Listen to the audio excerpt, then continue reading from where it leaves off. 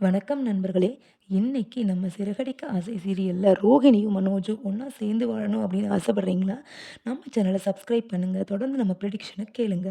ரோஹிணியும், மனோஜும் மனசளவுல தாங்க 2 பேரும் ஒண்ணா இருக்கணும் அப்படின்னு தாங்க ஆசைப்படுறாங்க. ஆனா சூழ்நிலை அவங்கள பிரிச்சு வைக்குதுங்க. அதே டைம்ல ரோஹிணி மனோஜுக்காக ரூ. 5,00,000 ஆ ஆ போலீஸ் ஸ்டேஷன்ல குடுத்துருக்காங்க. அந்த பணத்த நீ குடுத்துரு மனோஜ். நான் எப்படியாவது என்னோட வாழ்க்கைய விட்டு போயிர்றேன். என்னாலயும் உன்னோட வாழ்ந்து வாழ்ந்து ரொம்ப கஷ்டமா இருக்கு. என்னாலயும் முடியல அப்படின்னு சொல்றாருங்க. ஆனா மனோஜ் அவரால ரூ. 5,00,000 கூட அவரால பெரட்ட முடியலங்க. எப்படியாவது இந்த 5,00,000 பெரட்டணும் அப்படின்னு யோசிக்கும்போது தான், அவருடைய ஃப்ரெண்டு மூலமா ஒரு ஜோசியக்காரர் அவருக்கு அறிமுகமாகறாரு. இது எல்லாமே நமக்கு தெரிஞ்சது தானங்க. ஆனா மனோஜ் வந்து எப்படியாவது அந்த 5,00,000க்கு அரேஞ்ச் பண்ண முடியுமா அப்படின்னு கேட்கும்போது, உங்களுடைய கட்டம் ரொம்ப நல்லா இருக்குது ப்ரோ. நீங்க கண்டிப்பா 5,00,000 உங்களுக்கு பணம் தேடி வரும் அப்படின்னு சொல்றாருங்க. அதே மாதிரி கனகா மூலமா அவருக்கு 5,00,000 பணமும் கிடைச்சிருதுங்க. ஆனா கனகாவோட அம்மாவோ பயங்கர கிளவருங்க. "மாப்பிள நீங்க எங்க வீட்டுக்கு வந்து கனகாவோட குடும்பம் நடத்தினா மட்டும் தான், அடுத்தது எங்க ஆடிட்டர் கிட்ட சொல்லி நாங்க பணத்த அரேஞ்ச் பண்ண முடியும்." அப்படின்னு ஒரு சின்ன ட்விஸ்ட் வைக்கிறாங்க. மனோஜோ, "ஆன்ட்டி நம்ம பண்ண கல்யாணமே ஒரு திருட்டு கல்யாணம். அதனால இதெல்லாம் ப்ராப்பரா பண்ண முடியாது. சரிங்களா? 1 வீக் என்ன விட்டுடுங்க. அப்புறமா வரேன்." அப்படின்னு சொல்லிட்டு கிளம்பி வந்துடுறாருங்க. அந்த 5,00,000 இன்னும் அவங்க குடுத்த பாடு இல்ல. ஆனா மனோஜோ, எப்படா குடுப்பாங்க? இந்த ரோகிணியோட மூஞ்சில விட்டு எறிஞ்சுட்டு நம்மளுடைய லைஃப்ப பார்க்கணும் அப்படின்னு நினைக்கிறாருங்க. அப்போ அந்த குரோச்சியக்காரர் சொல்றாரு, "என்ன ப்ரோ இது? சும்மா இந்த மாமியார் வந்து அங்க வாங்க, இங்க வாங்க, மாப்பிள மாப்பிளன்னு சொல்லிக்கிட்டு இருக்காங்க. ஆனா எனக்கோ பணம் வந்த மாரி தெரியல." அப்படிங்கும்போது தான், "இல்லைங்க, இல்ல பாஸ். நீங்க சரியா இல்ல. நீங்க கரெக்ட்டா ஒரு மாப்பிள்ளையா நடந்துக்கோங்க. அதோ பாருங்க உங்க மாமியார் வர்றாங்க. கேட்க வேண்டியத கேளுங்க." அப்படின்னு ஃப்ரெண்ட்ஸ் எல்லாமே சொல்லும்போது, மனோஜ் கேட்க ஆரம்பிக்கிறாருங்க. "மாப்ள என்ன வீட்டு பக்கமே வரமாட்டேங்கிறீங்க?" அப்படின்னு கேட்கும்போது, மனோஜ் சொல்றாருங்க, "அத்தை நான் ஆல்ரெடி சொல்லிட்டேன். ஆன்ட்டி நீங்க எனக்கு குடுக்க வேண்டிய பணத்தையும் இப்ப வரை குடுக்கல.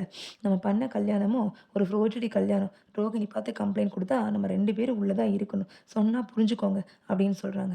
அப்பதான் மனோஜுடைய மாமனார், அதாவதுங்க புது மாமியார் யோசிக்கிறாங்க, யோ ஆமா இவங்க கிட்ட பணம் குடுக்கலன்னா வேலை ஆகாது போல இருக்கே அப்படின்னு நெனச்சுட்டு என்ன பண்றாங்க, தன்னால முடிஞ்ச அமௌண்ட்ட பெரட்டிட்டேன் மாப்ள. நீங்க வந்து வாங்கிக்கோங்க அப்படின்னு சொல்லிட்டு கிளம்பிடுறாங்க.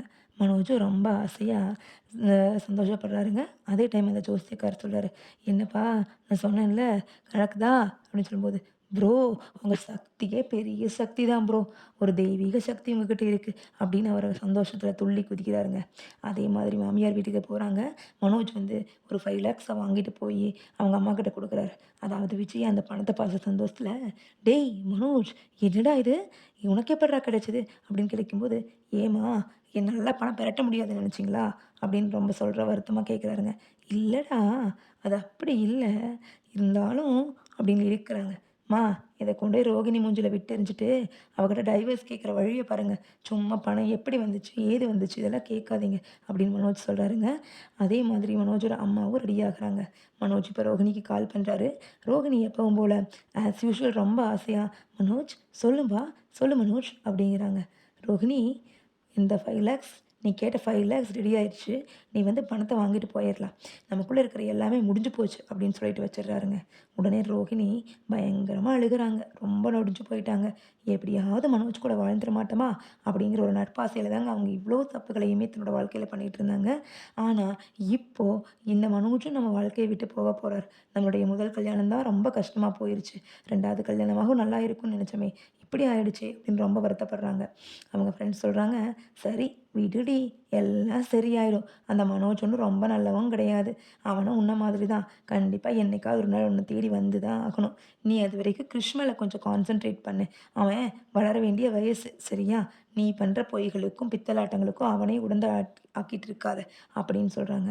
சரி அப்படின்னு சொல்லிட்டு ரோஹிணி மெதுவா தன்னோட மனச தேத்திக்கிறாங்க. அடுத்தது மனோஜ் பார்க்க வராங்க. மனோஜ் அந்த 5,00,000 குடுக்குறாருங்க. ஆனா ரோஹிணி வாங்குவாங்க அப்படின்னு நீங்க நினைக்கிறீங்களா? கொஞ்சம் டவுட்டு தானங்க.